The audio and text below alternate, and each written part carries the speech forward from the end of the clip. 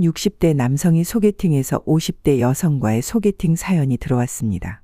저는 이 사연을 전해받고 많은 생각을 하게 되었는데요. 그래서 이번 사연을 통해 우리 인생에서 큰 가르침과 교훈을 공유해 드리고자 합니다. 영상 마지막 부분에 주인공 남성의 수첩 속의 글을 제가 낭독해 드리는데요. 끝까지 시청하시면 우리에게 깊은 영감과 울림을 받을 겁니다. 유익하셨다면 구독과 좋아요, 알림 설정을 눌러주세요.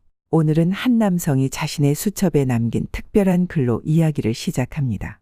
사람은 나이가 들수록 더 많이 배우는 것 같다. 내 나이 66에 시작한 재혼 생활은 비록 8개월 만에 끝이 났지만 그 시간이 내게 가르쳐 준 것들은 평생 잊지 못할 것이다. 이 글은 전직 우체국 공무원 박종욱 씨가 자신의 텃밭 의자에 앉아 써내려간 고백입니다. 복지관 노래교실에서 시작된 그와 임미숙 씨의 만남은 설렘으로 가득했지만 8개월간의 결혼 생활 끝에 두 사람은 평화로운 이별을 맞이했습니다. 하지만 주목할 것은 이별 이후 박종욱 씨가 깨달은 인생의 지혜입니다. 그가 수첩에 남긴 마지막 고백을 통해 우리는 노년의 사랑과 성장에 대한 특별한 통찰을 만나보게 될 것입니다. 수원시 영통구의 어느 봄날이었습니다. 박종욱은 25년째 살고 있는 4층짜리 빌라의 계단을 천천히 내려가고 있었습니다. 무릎 관절이 좋지 않아 계단을 오르내리는 것이 점점 힘들어졌지만 오늘만큼은 발걸음이 가벼웠습니다. 복지관 노래교실에 처음 등록한 날이었기 때문입니다. 아빠, 가끔 복지관에도 나가보세요. 하루 종일 텃밭만 매만지시지 말고. 작은 딸의 걱정 어린 말이 떠올랐습니다. 퇴직 후 2년, 아내와 사별한 지 5년. 그의 일상은 단조로웠습니다. 아침 6시면 일어나 아파트 단지 텃밭에 나가 상추와 고추를 가꾸고 오후에는 노인정에서 장기를 두는 것이 전부였습니다. 우체국 공무원으로 32년을 근무하며 그는 성실한 삶을 살았습니다. 두 아이를 대학까지 보냈고 작은 빌라지만 자가 마련도 했습니다. 큰아들은 수원에서 회사를 다니며 주말마다 찾아왔고 작은 딸은 결혼 후 안산에서 살고 있었습니다. 겉으로 보기엔 평탄한 노후였지만 저녁마다 텅 빈 집에서 혼자 밥을 먹을 때면 가슴 한켠이 저려왔습니다. 복지관 노래교실은 예상과 달리 활기찼습니다. 20명 남짓한 수강생들이 강사의 반주에 맞춰 선마을 선생님을 따라 부르고 있었습니다. 그때 옆자리에서 누군가 물었습니다. 처음 오셨죠? 저도 첫날엔 낯설었는데 곧 익숙해지실 거예요. 임미숙은 그렇게 자신을 소개했습니다. 57세에 동네 마트에서 반찬 코너를 운영한다고 했습니다.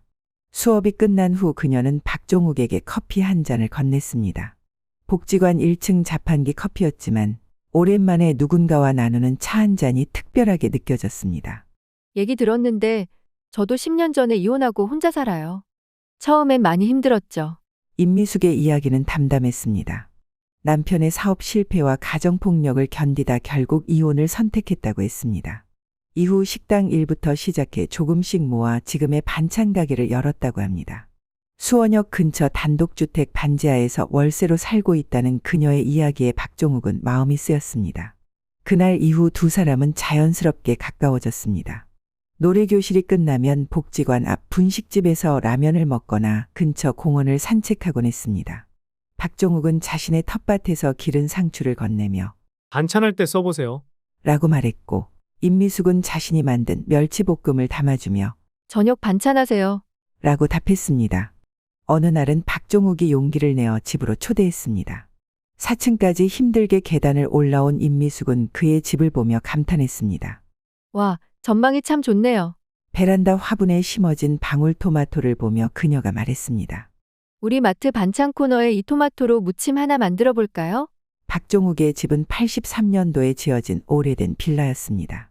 낡은 벽지와 오래된 가구들이 민망했지만 임미숙은 오히려 편안해 보였습니다. 제가 사는 반지하보다 100배 좋네요. 햇빛도 잘 들고. 그녀의 솔직한 말투가 박종욱은 좋았습니다. 두 사람의 데이트는 소박했습니다. 동네 시장을 함께 둘러보거나 복지관 문화행사에 참여하는 정도였습니다. 가끔 수원 화성을 산책하며 서로의 지난 이야기를 나누었습니다. 임미숙은 20살 된 아들이 있었습니다. 대학은 가지 않고 자동차 정비를 배우고 있다고 했습니다. 그래도 요즘은 제법 일도 배우고 월급도 받아요. 시간이 지날수록 서로에 대한 마음은 깊어졌습니다. 박종욱은 매일 아침 텃밭에서 가장 예쁜 상추를 골라 임미숙의 반찬 가게에 들렸고, 임미숙은 매일 저녁 가게 문을 닫기 전에 박종욱의 반찬을 챙겼습니다. 노래교실에서 그들은 나란히 앉아 제2의 인생이라는 노래를 불렀습니다. 재혼을 결심한 것은 그의 가을이었습니다. 수원화성 연무대에서 단풍을 구경하던 중 박종욱이 조심스럽게 말을 꺼냈습니다. 미숙 씨, 우리 같이 살아볼까요? 임미숙은 잠시 망설이다 대답했습니다. 좋아요. 하지만 서두르진 말아요. 우리 천천히 준비해봐요. 그들은 자녀들의 동의를 구하고 새로운 시작을 준비했습니다. 하지만 그 누구도 일상의 작은 차이들이 가져올 파도를 예상하지 못했습니다. 자녀들에게 재혼 소식을 전하는 일이 가장 어려웠습니다. 박종욱의 큰아들은 처음에 난색을 표했습니다. 아버지, 정말 괜찮으시겠어요? 어머니 가신 지 얼마 되지도 않았는데. 주말마다 찾아와 반찬을 챙겨주던 며느리도 걱정이 앞섰습니다. 작은 딸은 상대적으로 수용적이었지만 재산 문제만큼은 확실히 정리하자고 했습니다. 임미숙의 아들도 처음에는 어머니의 재혼을 반대했습니다.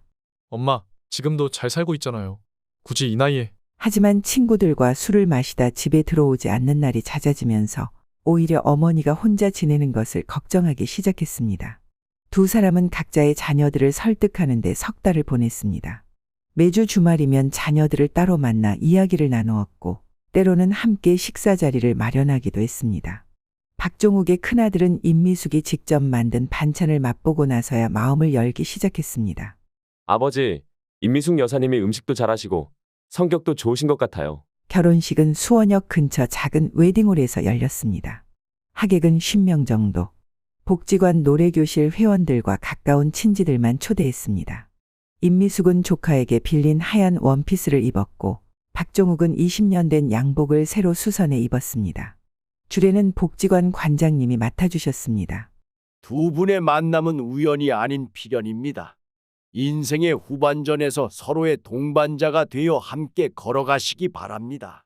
관장님의 주례사에 하객들은 따뜻한 박수를 보냈습니다. 임미숙의 아들은 어색하게 꽃다발을 건넸고 박종욱의 손주는 할머니라고 부르며 임미숙의 품에 안겼습니다. 새로운 생활은 박종욱의 빌라에서 시작되었습니다. 임미숙은 반지하 월세방을 정리하고 이사했습니다. 오래된 가구들 사이에 그녀의 물건들이 하나둘 자리 잡기 시작했습니다. 낡은 벽지는 새로 도배했고 거실 장식장에는 결혼식 사진이 놓였습니다. 임미숙은 여전히 마트 반찬 코너를 운영했습니다. 아침 일찍 일어나 박종욱의 아침을 챙기고 출근했습니다. 박종욱은 텃밭에서 기른 채소들을 들고 자주 가게에 들러 아내의 일을 도왔습니다. 동네 사람들은 박종욱 씨 부인 일도 도와주고 참 좋으시겠어요라며 부러워했습니다. 주말이면 두 사람은 함께 장을 보고 집안일을 했습니다. 임미숙이 김치를 담그면 박종욱은 옆에서 물을 썰었고, 박종욱이 텃밭에 가면 임미숙은 모종삽을 들고 따라 나섰습니다. 저녁이면 노래교실에서 배운 노래를 함께 부르며 하루를 마무리했습니다. 그러나 새로운 생활이 늘 순탄한 것은 아니었습니다. 좁은 공간에서 맞추어 가야 할 생활 습관의 차이가 하나둘 드러나기 시작했습니다. 두 사람의 행복한 시작은 곧 예상치 못한 현실의 벽에 부딪히게 됩니다. 결혼 생활 2달째부터 문제가 하나씩 드러나기 시작했습니다. 가장 먼저 불거진 것은 수면 패턴의 차이였습니다. 박종욱은 공무원 시절 익숙해진 생활 습관대로 저녁 9시면 잠자리에 들었고, 새벽 5시면 어김없이 일어났습니다. 반면 임미숙은 반찬 가게 일을 마치고 집에 돌아오면 피로가 풀리지 않아 밤늦게까지 TV를 보곤 했습니다. 여보, TV 소리가 너무 크네요. 내일 또 일찍 텃밭에 가봐야 하는데. 박종욱의 불평에 임미숙은 한숨을 쉬었습니다. 하루 종일 일하고 와서 이 시간이라도 좀 쉬고 싶은데. 결국 임미숙은 거실 소파에서 TV를 보다가 잠이 드는 날이 많아졌습니다. 건강 문제도 불편함을 가중시켰습니다. 박종욱의 코골이는 생각보다 심각했습니다. 게다가 전립선 비대증으로 밤에 2~3번씩 화장실을 가는 바람에 임미숙의 잠을 설치게 했습니다. 여보, 병원에 한번 가보는 게 어떨까요? 임미숙의 걱정 어린 말에 박종욱은 나이 들면 다 그런 거야. 라며 일축했습니다. 더 민감한 문제는 체취였습니다. 임미숙은 어느 날 조심스럽게 말을 꺼냈습니다. 여보, 요새 몸에서 냄새가 좀 나는 것 같아요. 샤워를 자주 하시는 게. 박종욱은 언짢은 기색을 감추지 못했습니다. 내가 매일 샤워하는데 무슨 소리야? 그날 이후 박종욱은 더욱 예민해졌고 임미숙도 말을 아끼게 되었습니다.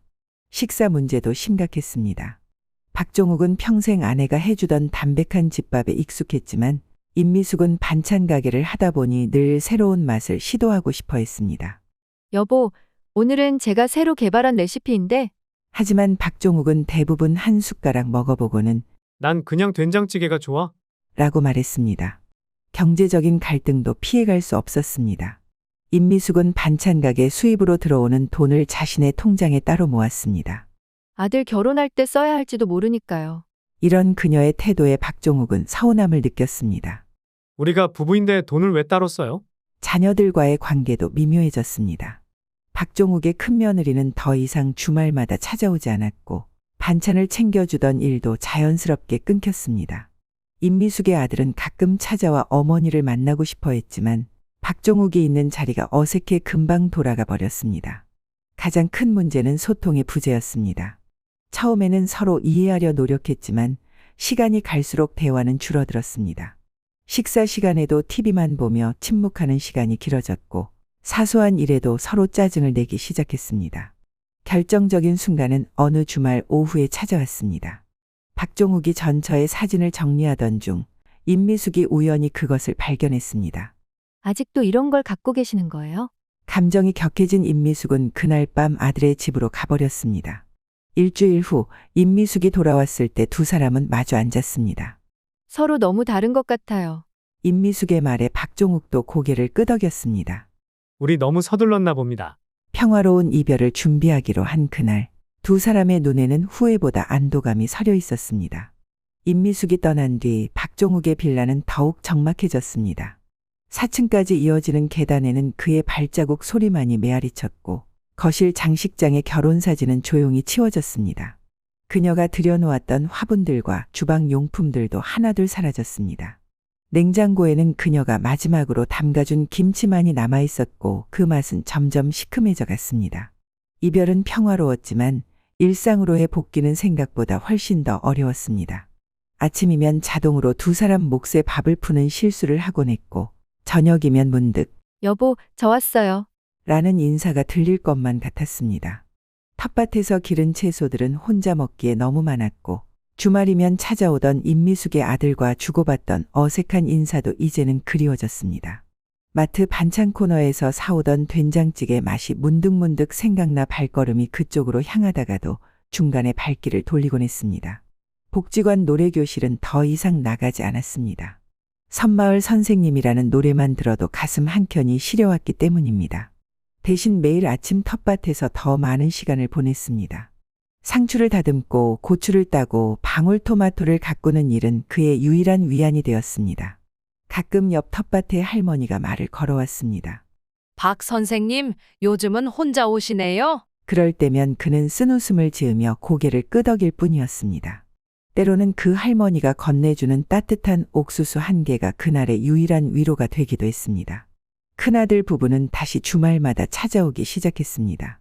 며느리는 예전처럼 김치와 반찬을 챙겨주었고 손주는 여전히 그를 우리 할아버지라고 불렀습니다. 작은 딸도 더 자주 전화를 걸어왔습니다. 아빠, 이번 주말에 안산에 오세요. 저희가 차 끓여드릴게요. 자녀들의 관심이 오히려 더 커진 것 같아 그는 미안하고 고마운 마음이 교차했습니다. 특히 며느리가 일부러 시간을 내어 찾아와 집안 청소를 해주고 갈 때면 처처와 사별 후에도 자신을 잘 챙겨주었던 그때가 떠올라 눈시울이 붉어지곤 했습니다. 시장에서 가끔 임미숙과 마주치는 날도 있었습니다. 그녀는 여전히 마트에서 반찬을 만들었고 이제는 복지관 요가 교실에도 다닌다고 했습니다. 어색한 인사를 나누지만 서로의 안부를 묻고 짧은 대화를 나눌 수 있을 만큼은 성숙해졌습니다. 텃밭 채소들은 잘 자라나요? 그녀가 물으면 덕분에 잘 크고 있어요. 라고 그는 답했습니다.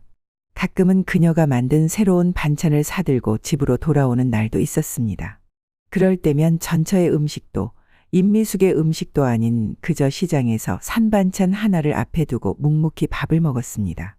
이제 박종욱의 텃밭에는 가을 채소들이 익어가고 있었습니다. 늦둥이 방울토마토들이 아직도 초록빛을 띠고 있었고 쌈채소들은 서늘한 바람 속에서도 더욱 싱그러워 보였습니다. 그가 매일 아침 방울토마토를 가꾸는 모습은 예전과 크게 달라진 것이 없어 보였지만 그의 마음은 많이 달라져 있었습니다. 8개월간의 재혼 생활 그리고 그 후의 시간들은 그에게 깊은 통찰을 가져다 주었습니다. 어느 가을날 아침 텃밭의 작은 의자에 앉아 따스한 햇볕을 맞으며 박종욱은 지난 날을 돌아보았습니다.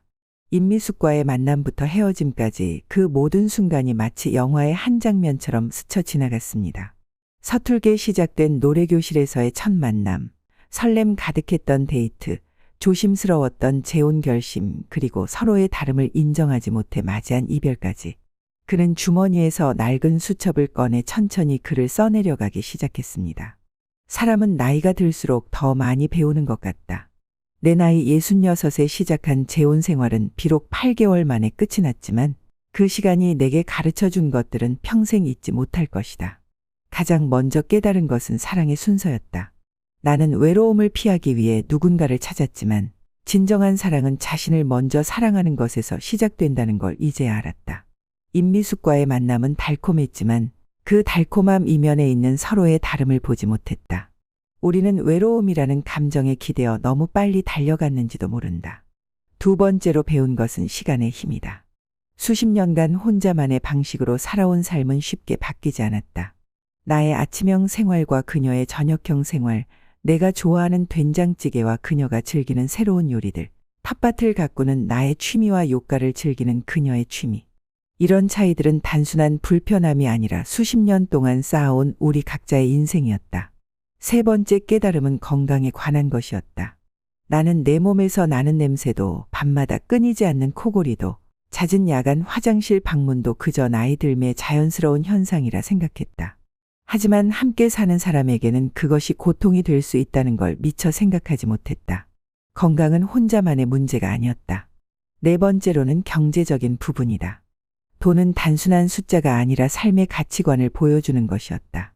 나는 검소한 노후를 꿈꾸었고 그녀는 여유로운 삶을 원했다. 통장을 따로 쓰자는 그녀의 제안에 서운했지만 이제 와 생각해보면 그것은 경제적 독립을 중요하게 여기는 그녀의 가치관이었다. 마지막으로 가장 큰 깨달음은 역설적이게도 혼자여도 괜찮다는 것이다. 재혼 생활을 통해 나는 오히려 홀로 있는 시간의 소중함을 배웠다. 텃밭의 작은 의자에 앉아 지는 해를 바라보며 커피를 마시는 이 시간, 내가 기른 채소를 이웃과 나누는 이 순간, 손주들이 와서 장난치며 떠드는 주말. 이 모든 것들이 나의 행복이었다. 임미숙과의 8개월은 실패한 결혼이 아니라 인생의 또 다른 수업이었다. 그녀도 나와 비슷한 깨달음을 얻었기를 바란다. 우리는 이제 서로의 안부를 물을 수 있을 만큼 성장했다. 어쩌면 그것이 진정한 사랑이 가르쳐준 마지막 선물인지도 모른다. 박종욱 씨는 수첩을 덮었습니다. 늦가을의 햇살이 텃밭에 방울토마토를 붉게 물들이고 있었습니다. 그는 천천히 일어나 토마토를 따기 시작했습니다. 오늘은 이웃집 아이들에게 나눠줄 생각입니다. 이제 그는 알고 있었습니다. 행복은 거창한 것이 아니라 이렇게 작은 순간들 속에 있다는 것을. 여러분, 박종욱 씨의 이야기는 여기서 끝이 납니다. 그의 8개월간의 재혼 생활은 실패처럼 보일 수도 있지만 사실은 인생의 또 다른 지혜를 얻는 소중한 시간이었습니다. 그리고 그 지혜는 우리에게도 깊은 울림을 주고 있지 않나요?